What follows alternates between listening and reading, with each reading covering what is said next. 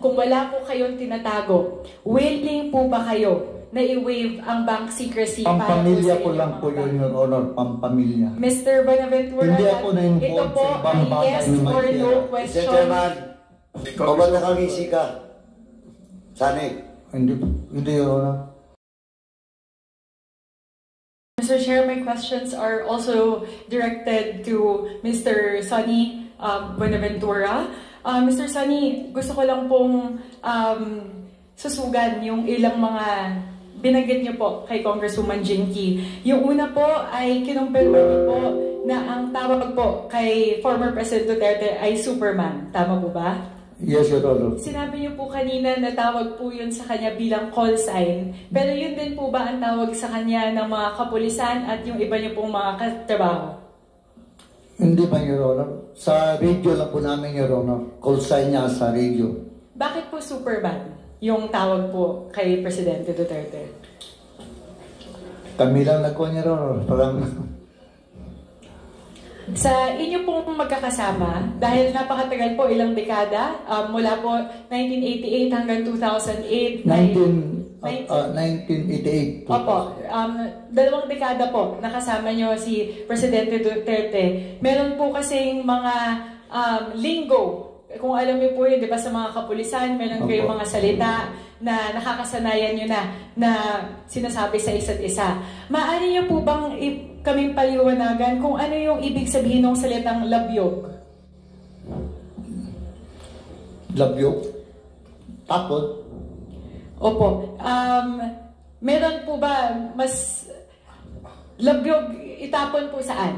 Ano po ang itatapon at saan itatapon? Hindi ko masyadong buwan yung labyog bang parang gano'n. Opo, kasi po ayon po sa aming sources, ang labyog po ay to kill or dump a dead body ng isang biktima. Hindi ko po alam. Maaari niyo po ba sabihin sa amin yung ibig sabihin ng manho na? Manho? Manho. Manho? Mali po ba yung pronunciation ko? Manho na. Hindi ko alam yun, Your Honor. Opo, binanggit po ito kasi ni Mr. Las Cañas sa kanyang affidavit na ang manho na ay ibig sabihin napatay na o tapos na yung pag-dispatch siya sa isang katawan. Familiar po ba kayo dito sa salitang ito? Manho na at labyog? Hindi po, Your Honor. Okay po. Mr. Buenaventura, tinanong po ito ni Congresswoman Jinky kanina, kilala niyo po ba si SPO4 Ben Laud? Yes, Your Honor. Opo. Sige po. Dahil po kinumpirma niyo po iyon, babalik po ako dun sa inyong opening statement kanina, kung saan sinasabi niyo po na pagkatapos po ng December 2008, kayo po ay nagretiro na. Tama po ba? Nagretiro na po kayo sa kapulisan, yes, December 2008. Yeah. At uulitin ko lang po, kukumpirmahin ko lang po ang sinabi niyo sa opening statement ninyo na pagkatapos po ng taong 2008 ay tumigil na po kayo na maglingkod bilang driver bodyguard ni dating Pangulong Duterte. Tama po ba? Yan po totoo. Yan po ang totoo, Your Honor. Meron po ba kayong kahit anong koneksyon sa kanya pagkatapos ng taong 2008? Nang campaign period, wala po ako. Nung naging presidente siya, Your Honor, wala po ako. Hindi ako. Once na ako nakapunta ng Malacanang, yung pasyal lang, nagpasyal with my family. Ganun lang po. So, ibig sabihin po, mula taong 2009 hanggang kasalukuyan ay hindi nyo na po siya nakakasama, hindi nyo na po siya nakikita. Hindi na po. Sige po. Under oath po kayo, yes, Mr. Buenaventura. Meron po kasi akong dalawang babanggitin na nabanggit po ni Mr. Las Cañas sa kanyang affidavit na dalawang pagkakataon na kayo po ay nadawit sa isang pangyayari na nangyari pagkatapos ng taong 2008. Uunahin ko po yung nabanggit sa paragraph 228 ng Las Cañas affidavit. Tinatawag po ito na death of a hired woman allegedly due to a freak accident involving Mayor RRD. Ito po ay, ang timeline po nito ay pagkatapos ng taong 2008. Baka po hindi nyo nabasa, kaya ipapaliwanag ko po ang laman nito. Nakalagay po dito ayon kay Mr. Las Cañas na noong taong 2009, noong nagsisimula po yung investigasyon nila Senator De Lima ng CHR patungkol po sa existence ng DDS, tumawag po kayo kay Mr. Las Cañas.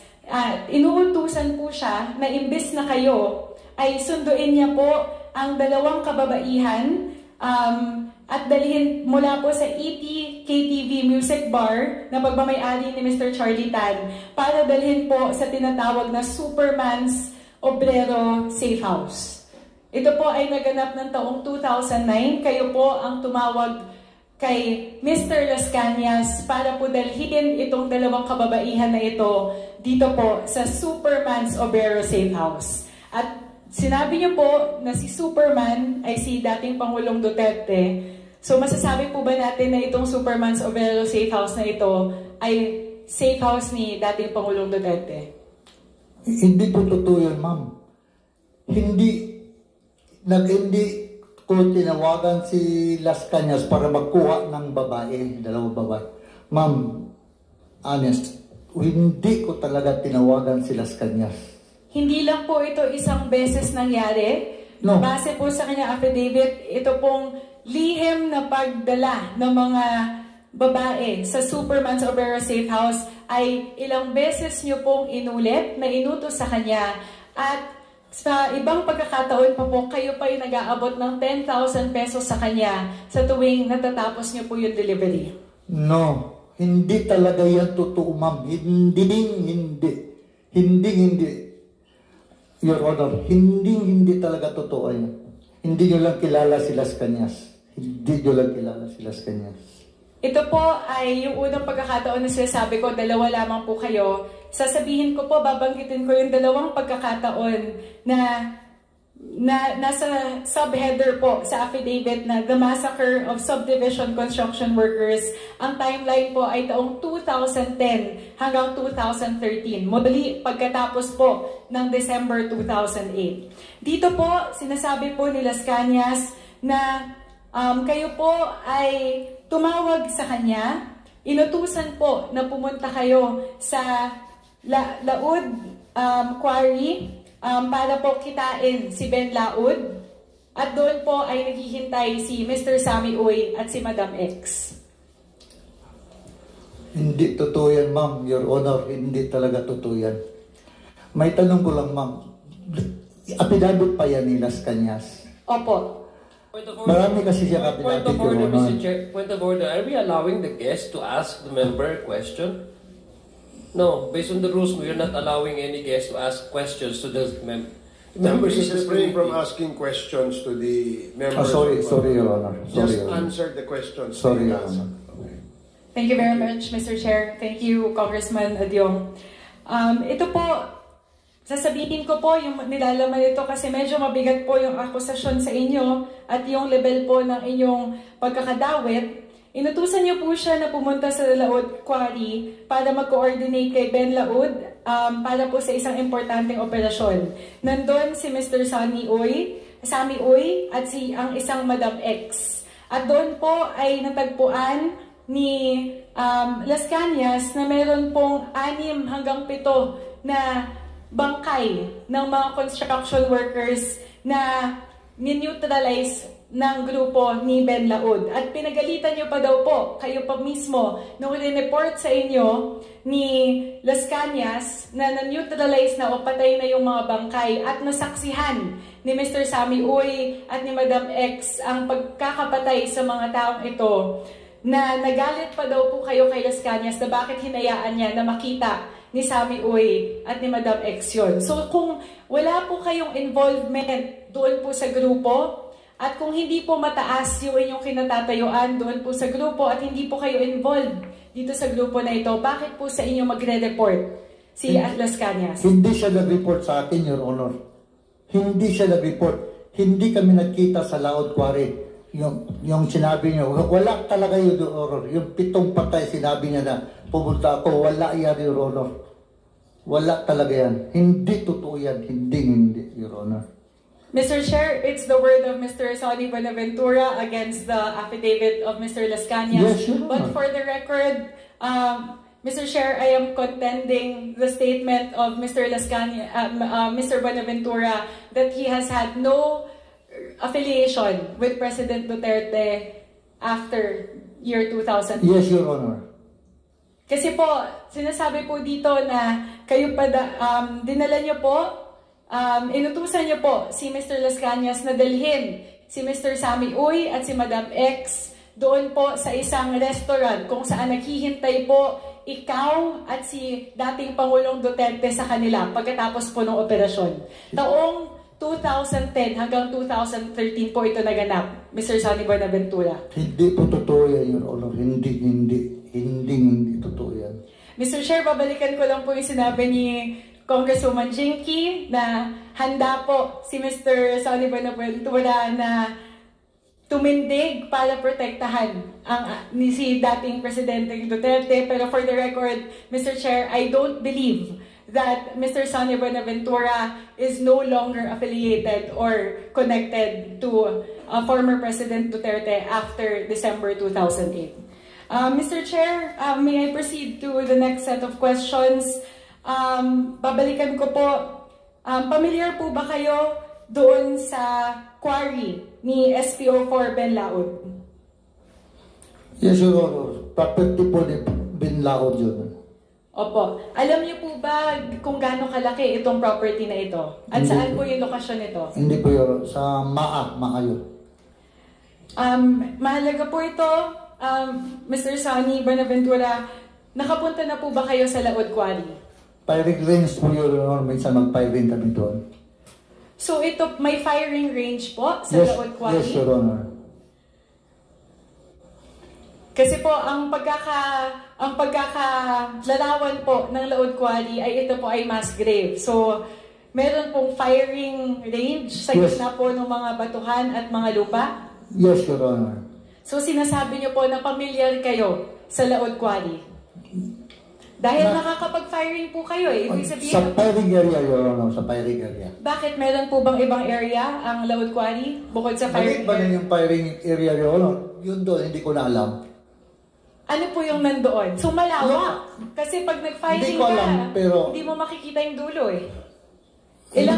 Hindi ko alam, Your Honor, kung gaano kalaki. Ano po yung taya nyo sa laki noong Laod Quarry base po sa nakikita nyo pag Hindi ko kayo po alam, Your nagpa-firing? Honor. 2 hektarya po ba? Kasi kung less than 5 hectares yan, kapag tinignan mo yan mula saan kayo nagpa-firing, kita mo yung dulo niyan. Hindi ko So po malaki alam, po Your yun. Honor. Hindi ko pa alam, Your Honor. SPO4 Buenaventura, kayo po ay parte ng kapulisan. Marunong po kayo mag-estimate ng laki ng isang lugar. Ilan pong hektarya ang tinataya nyo na sukat ng Laod Quarry?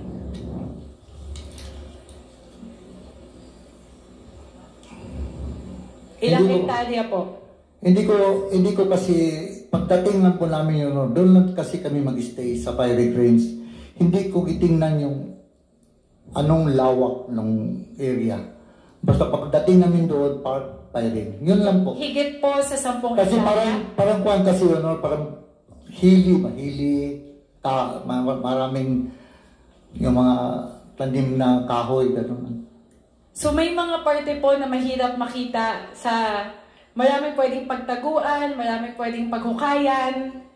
Ganun po ba ang inyong pagkakalarawan sa Laod Quarry? Hindi po. Kasabi niyo lang po, maraming taguan, maraming hili siya. Hili lang po. Hindi ako nagsabi na taguan, Your Honor. Wala pong sinabing taguan. Ang sinasabi Wala niyo pong po, sinabi na may hukayan. kakawayan, kung kakawayan siya, di ba? Kahoy lang po, kahoy. O, kakawayan. Tama ba Tagalog ko? Kakawayan ay kagubatan po, di ba? O, kakawayan siya. Kahoyan niyo, kahoyan. Kawayanan. Tapos hilly siya. So, ibig sabihin po, pwedeng bungkalin kasi marami pong hills. At marami pong pwedeng taguan dahil maraming kawayan. Bungkalin Your Honor, dahil quarry po Your Honor, quarry ginakuha yung lupa. So, masasabi niyo po ba na posible na totoo yung mga sinasabi na yun ay mass grave site? Dahil maraming pwedeng bungkalin, maraming pwedeng hukayin. No, hindi ko po alam yun. Anong site yun or hindi ko po alam. Mr. Chair, for the record, Mr. Buenaventura has been to Laod Quarry, is familiar with the size and the landscape of Laod Quarry. Firing range, Your Honor, firing range.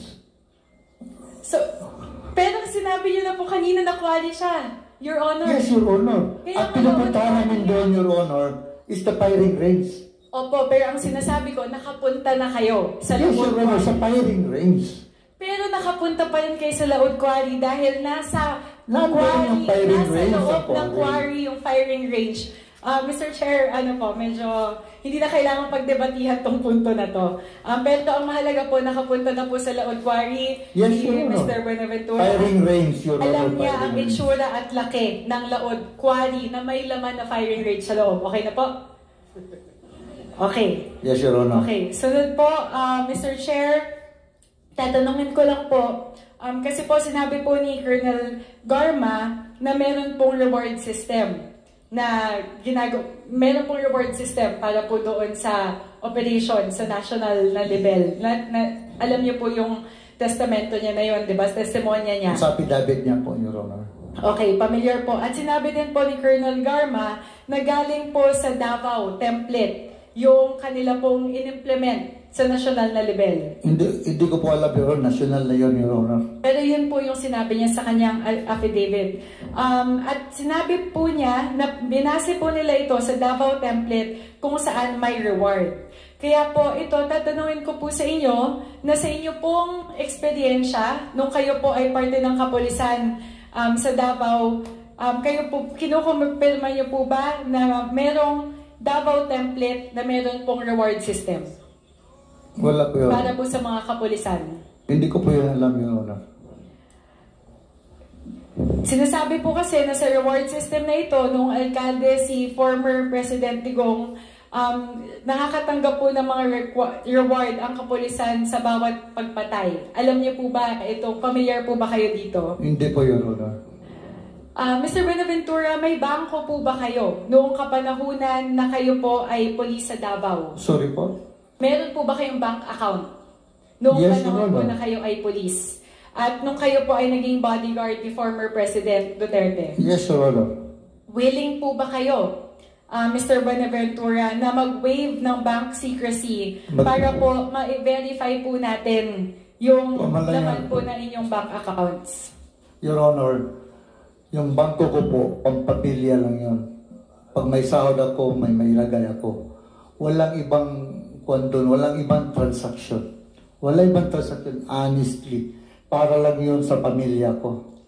Pero Mr. Buenaventura, kung wala po kayong tinatago, kung malinis po yung mga pasok at labas ng pera at yung mga transaksyon doon ay para lamang sa inyong pamilya, ulitin ko po ang inyong tanong, kung wala po kayong tinatago, willing po ba kayo na i-waive ang bank secrecy para po sa Pampamilya ko inyong lang mga po yun, bank? Your Honor, pampamilya. Mr. Buenaventura, Hindi ako na-involved ito po sa ibang ay bagay yes na may or no pera. Mr. question. Chairman, Sorry po. o ba't nakangisi ka? Sani, Hindi, Your Honor. hintay mo muna na recognize ka. Yes, Your Honor. Yes, Your Honor. Sorry po, Your Honor. Please proceed. Thank you very much, Mr. Chair. Ulitin ko po, napakasimple po ng tanong ko, Mr. Buenaventura. Oo o hindi lang po ang sagot ninyo sa aking tanong. Kung wala po kayong tinatago sa inyong mga bank accounts, willing po ba kayo na i-waive ang bank secrecy para sa inyong bank accounts? Sa sinasabi ko po, wala akong ibang transaksyon sa bangko ko. Pampamilya ko lang po yun, pampamilya. Mr. Mr. Buenaventura, Chairman, Mr. Chairman. Mr. Chairman, can I be recognized? Yes, with the indulgence of Congresswoman Sonsing. Yes, Mr. Chair. Congresswoman Paduano. Mr. Chairman, the resource person is not answering the question directly raised by the Honorable Sonsing. Please answer directly the question. Yes, Your Honor. Yes or no lang naman yun eh. Are you willing to waive? No, Your Honor. O yun. Okay. Thank Sorry, you, Congresswoman Paduano. Please proceed, Congresswoman, and please wrap up. thank you very much, Mr. Chair. In that case, Mr. Chair, mapapaisip po ang ating komite, bakit po ayaw mag-waive ng bank secrecy si Mr. Buenaventura? Meron po ba siyang itinatagong yaman sa kanyang bank account? Madami po ba siyang nakuha mula sa sinasabing reward system? Meron po ba siyang mga nakuha na pera na labas sa kanyang sahod nung siya ay police? Yan po yung mga tanong na paulit-ulit po namin tatanungin, Mr. Buenaventura, at ang tanging paraan po para mapabulaanan nyo yung aming iniisip dito sa komite na meron kayong tinatago ay sa pamamagitan ng pag-waive ng inyong bank secrecy. Ganito lang po yun. Ganito po, Your Honor. Yung pera ko sa bangko ngayon, 4,000 plus, doon ko kinakuha yung parang sa gamot ko, lagyan ko, kuha ako. Para 4,000 plus lang yun, Your Honor. Meron ako dyan sa Upsly, 200,000 sa Upsly. Yung sa bangko ko sa PNB, 4,000 plus lang yun, 4,000 plus. Yung pera ko talaga. Mr. Chair, kung ang total po ng pera ni Mr. Sonny Buenaventura ay 12,000 pesos, siguro naman po okay lang na i-waive nyo yung bank secrecy. Yan ba yung passbook ko? Pakita ko sa iyo yung passbook ko, Your Honor. Willing po ba kayo na gawin yan ngayon, Mr. Buenaventura? Nasa Davao po. Mr. Chair, for the record, Mr. Buenaventura has refused to waive the bank secrecy for this committee, Mr. Chair. Mr. Chair, 3 quick questions lang po before I end. Mr. Buenaventura, kilala niyo po ba si Mr. Michael Yang? May-ari po ng DCLA, Your Honor. Nakita niyo po ba kasi sa 2 dekada po na kayo ay magkasama ni former President Duterte, nakita niyo po ba silang magkasama? Hindi na nga, Your Honor. Hindi ako nakasama kahit sa Malacanang, sa Manila. Hindi na po ako nakasama, Your Honor. Base po mismo sa testamento ni Pangulong former President Duterte, mula pa po 1990s ay kaibigan niya na po si Mr. Michael Yang. At kayo po ay security, driver, bodyguard niya na mula po 1988 hanggang 2008. Kung napakalapit na kaibigan niya po si Mr. Michael Yang, siguro naman po kahit isang beses nakita niyo na po silang magkasama. Nung sa Davao po, yung nag-duty pa ako kay Mayor Duterte, hindi ko nakita, Your Honor. Nagkasama sila. Sa loob po ng 2 dekada, hindi niyo po nakitang kasama ni Pangulong Duterte yung isa sa kanyang pinakamatalik na kaibigan? Yes, Your Honor. Mr. Chair, mas nakikita ko po na nagsisinungaling na si Mr. Sonny Buenaventura. Kahit yung napakasimpleng tanong na nakita niya ba na kasama ni Pangulong Duterte si Mr. Michael Yang. Sa dami ng pagkakataon na magkasama po kayo ng 2 dekada, hindi niyo siya nakita. Mas iniisip ko po kayo ngayon na nagsisinungaling kayo. Pangalawang tanong po, kilala niyo po ba si Mr. Sammy Uy? Yes, Your Honor. Sa anong paraan po kayo magkakilala? Kaibigan siya masyado patalik na kaibigan ni Mayor Duterte, Your Honor. Kayo po, meron po ba kayong personal na relasyon ni Mr. Sammy Uy? Wala po, Your Honor. Wala pong pagkakataon na kayo po ay nagkausap, nagkasama ng kayo lamang? Wala, Your Honor. Minsan kung magpunta siya kay Mayor, mag-usap lang kami, Your Honor. Pero yung nagsama kami kahit sa wala, Your Honor. Kasi po, tulad po ng binasa ko kanina, yung isa po sa mga insidente na sinasabing massacre of the massacre of subdivision construction workers, ilang beses po sa affidavit ni Mr. Las Cañas na nagdikit po yung pangalan ninyo at ni Mr. Sammy Uy sa iba't ibang mga pagkakataon. Your Honor, sinabi ko, hindi talaga yung totoo na tinawagan ko siya para magpunta sa Laod Quarry. Hindi totoo yan, Your Honor. Hindi totoo. Okay. Isang tanong lang po. Sinasabi po kasi na si Sammy Uy ang dahilan kung bakit nagkakilala si Michael Yang at si dating Pangulong Duterte. Kinukumpirma niyo po ba yon base sa inyong kaalaman? Sa akin yun, yung up to 2008, hindi ko talaga, siguro after that year, Your Honor, siguro. Pero po, Mr. Buenaventura, 1990s pa po, nagkakilala si Pangulong Duterte at si Mr. Michael Yang. Kaya kung nangyari po yung pagkakilala na yun. 1990s, hindi, wala pa yun, wala pa yung DCLA, 1990s. Pero mismo si Pangulong Duterte na po ang nagsabi na 1990s niya pa, malapit na kaibigan si Michael Yang. So sinasabi niyo po ba na nagsisinungaling si Pangulong Duterte? Okay. Ito po siguro, panghuli na talaga, Mr. Chair, kilala niyo rin po ba si Mr. Charlie Tan? Hindi, Your Honor. Hindi niyo po siya nakita kailanman nakasama po ni Pangulong former President Duterte? Hindi po. At hindi niyo din po siya kailanman nakita na kasama ni Congressman Pulong Duterte? Hindi po. Sige po. Yun lang po, Mr. Chair. Yun po yung aking mga katanungan para po kay Mr. Sonny Buenaventura. Maraming salamat po, Mr. Buenaventura. Thank you, Congresswoman. Mr. Chair. Yeah, just a point. I just wanted to... Yes, JJ, is that an interjection? No, just quick. Okay. Very quickly. I just wanted to ask, Mr. Chair, there's a gentleman wearing a white barong behind Mr. Buenaventura. Kanina po nag-uusap sila. Hindi ko po kilala kung sino po yung lalaki yun. He is the lawyer of He's the lawyer. Mr. Kayo pong Buenaventura. abogado ni Mr. Buenaventura. Yes, Mr. Chair. I already entered my appearance earlier. And Mr. Buenaventura employed your service desk. Yes, Mr. Chair. Kasi kung gano'n lang yung pera na kinikita ni Mr. Buenaventura, yung ba pro bono to o... Kaibigan. Presyong kaibigan, Mr. Chair. Ha? Presyong kaibigan po. Siya po ang nagbabayad sa inyo, wala iba? Yes, po. I just wanted to ask that, Mr. Thank you very much. I just wanted Mr. to Chair. Thank you, Congressman Agdias Suarez. Congressman Nabante, you're recognized. Mr. Buenaventura, hindi nyo kilala si Las Cañas? Kilala ko po. Kilala nyo? Kailan nyo nakilala? Kapwa pulis po kami. Kapwa pulis po kami, Your Honor. Si Michael Yang, hindi nyo kilala? Kilala ko po siya, pero hindi kami kaibigan. Hindi kami nagsama. May-ari ng DCLA.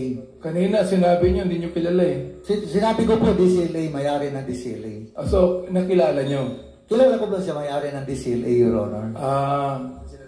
Okay. Saan kayo nag-meet? Saan nyo na-meet si Mr. Michael Yang? Hindi kami nag-meet, Your Honor. Anong ibig sabihin nag-meet? Saan mo siya nakita? Yun. Hindi ko man nakita, narinig ko lang ang may-ari ng DCLA is Michael Yang. Narinig mo? O kaibigan kaibigan na ni... Teka, nakakalito eh. Akala ko pa kilala mo si Michael Yang. May-ari po ng DCLA.